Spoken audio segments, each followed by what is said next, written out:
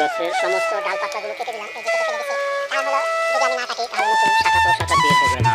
তাই কেটে ফেলে দিচ্ছি, এই যে কেটে ফেলে দিচ্ছি, এই যে কেটে ফেলে দিচ্ছি, সব সব কেটে ফেলে দিচ্ছি।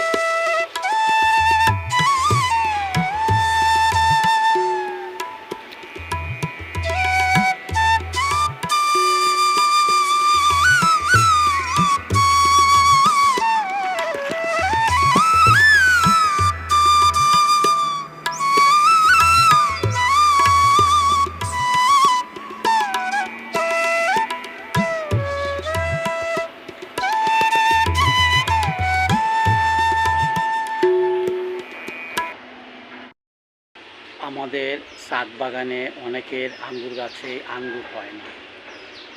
আমরা ছাদ বাগানে একটি গাছ রোপণ করে দিই এবং যখন শাখা প্রশাখা বের হতে থাকে তখন আমরা আনন্দে আত্মহারা হয়ে যাই।